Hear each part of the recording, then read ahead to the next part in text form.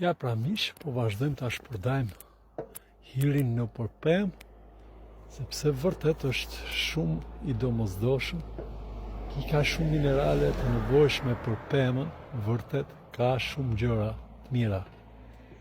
Dhe unë mbledh gjatë gjithë dimrit, hedhi një fuqi të shi dhe njërën në pranver.